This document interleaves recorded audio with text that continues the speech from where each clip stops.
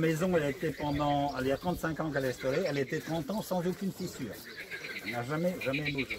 Il y avait la haie qui était plantée, il y avait le trottoir qui était fait, il n'y avait rien. Depuis 30 ans, depuis 35 ans, la maison n'a jamais, il n'y a pas eu d'évolution. On avait uniquement changé les fenêtres et les volets, c'est tout, il y a une dizaine d'années. Et voilà. Le sol est très argileux. Alors le problème, c'est que j'ai fait faire 3 expertises. J'ai un dossier de 43 pages, ça m'a coûté 4 000 €. Parce que les assureurs, j'ai aucun dossier d'ouvert au niveau de mon assurance. Le sinistre, pour eux, tant que la commune n'est pas reconnue. Voilà.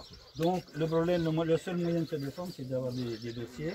Le premier dossier que je l'ai fait faire par Arélis, M. Génervin, qui est spéléo, parce que j'ai un puits qui est à 35 mètres derrière, là, et j'ai toujours eu peur qu'il y ait des galeries. Autrefois, on tirait de la marne ici. Il y avait des puits, le puits fait 34 mètres, on extrayait la marne. Et j'avais peur qu'il y ait des galeries qui viennent dessous. Je suis descendu 2 fois dans le puits, il m'a dit non, il n'y a pas de galerie sous la maison, il n'y a pas d'affaissement. Ces prélèvements vont nous dire comment réparer de façon pérenne. Est-ce qu'il faut de l'injection de résine? Est-ce qu'il faut des micropieux? Est-ce qu'il faut autre chose? C'est l'étude de sol qui dit la façon avec laquelle on peut réparer de manière pérenne.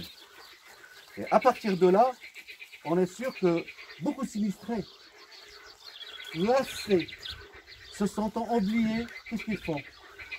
Eh bien, ils vont prendre des crédits, ils vont commencer à faire des travaux de réparation sans aucune garantie sur la pérennité des travaux qu'ils prennent et les risques qu'ils prennent. C'est là-dessus qu'aujourd'hui l'urgence se fait. Nous voulons que pour chaque sinistre, une étude de sol soit faite.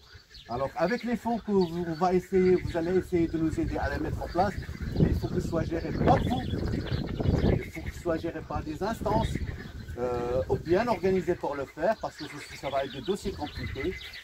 Encore une fois, moi je voudrais seulement dire qu'il n'y a pas que la sécheresse. Regardez la maison d'Éric. Aujourd'hui, ses fenêtres, sa porte sont irréparables. S'il est cambriolé, il ne peut rien faire. Il peut même pas trouver un artisan qui peut prendre la responsabilité de le faire.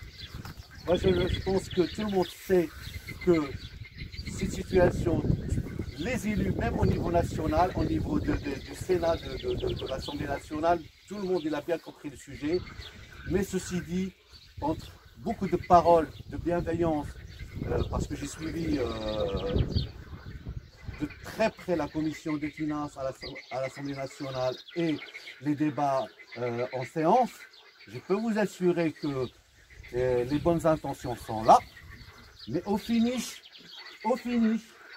on se retrouve toujours avec une proposition de loi qui garde le critère de non-reconnaissance. Je ne l'appelle plus un critère de reconnaissance, mais plutôt de non-reconnaissance.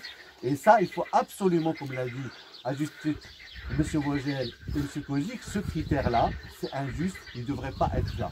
La prochaine loi, qui est chez vous, à l'Assemblée nationale pour bientôt, il faut qu'elle fasse quelque chose pour aller dans le sens de M.